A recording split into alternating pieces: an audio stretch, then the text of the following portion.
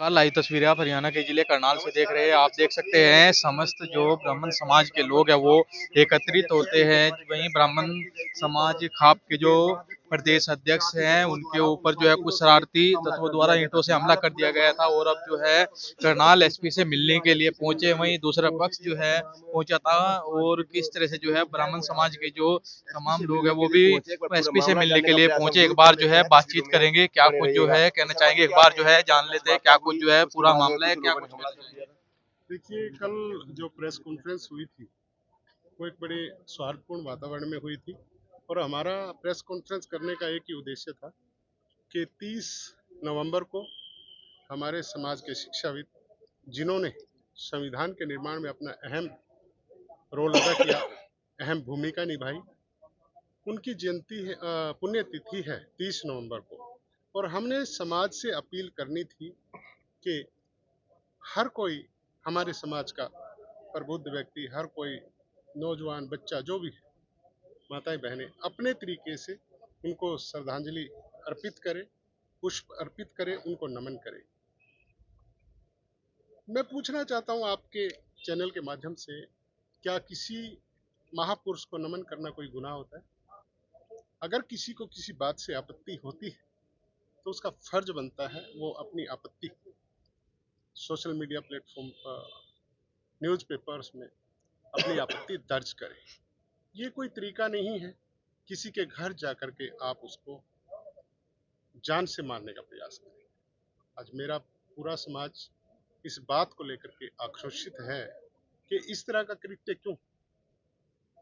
हम तो कानून प्रिय लोग हैं, चाहते तो वहां लड़ाई हो जाती, लेकिन हमने ऐसा नहीं किया। लेकिन ऐसा क्या हुआ कि ईंटें चल गई? अब ये तो वही लोग बता सकते हैं, मैं किसी की मंशा नहीं बता सकता।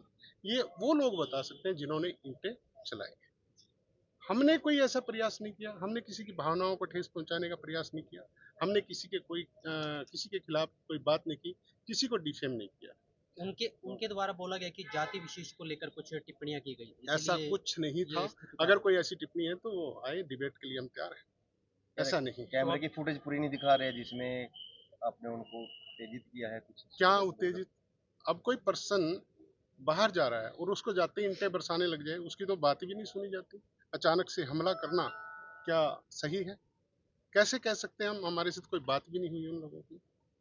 उन्होंने तो बाहर जाते ही ईंटें बरसाना शुरू कर दी। बात तो दूर की बात है, हमें तो पहचान में नहीं आया ये क्या हो रहा है, कौन लोग हैं, कौन से समाज के लोग हैं, हमें तो पता ही नहीं। हम कोई उनसे पहले इंटरेक्शन नहीं करते थे, हम जानते नहीं थे, हमें क्या पता ये कौन लोग हैं। आज किन से मिलने के लिए पहुंचे हैं अभी हम माननीय एसपी साहब से मिलेंगे, अपनी बात रखें, गिरफ्तारी की बात करेंगे। जिन लोगों ने ऐसा कृत्य किया उनके खिलाफ सख्त से सख्त कार्रवाई, और जो लोग मुझे धमकी दे के गए हैं मेरी सुरक्षा का इंतजाम किया जाए। यही हमारी आज की मांग। कौन से समाज से आप यहाँ पे? सुरेंद्र बड़ोता मौजूद है, उनसे भी जानने का तो प्रयास। सुरेंद्र बड़ोता जी हमारे साथ मौजूद है, इनसे जान उनका लेते हैं कहना है कि पिछले 70-80 सालों से क्यों नहीं याद आए बीएन राव, अब उनको याद आ गए। देखिए, जब भी अच्छा कार्य तो किसी टाइम भी कर ले, वो हमारे आदरणीय है जिन्होंने जो अपना संविधान बनाया उसमें अहम भूमिका निभाई, बीएन राव जी। उसकी पुण्यतिथि के बारे में प्रेस कॉन्फ्रेंस हमारे आदरणीय प्रदेश अध्यक्ष ब्राह्मण खाप हरियाणा अशोक शर्मा जी ने की थी।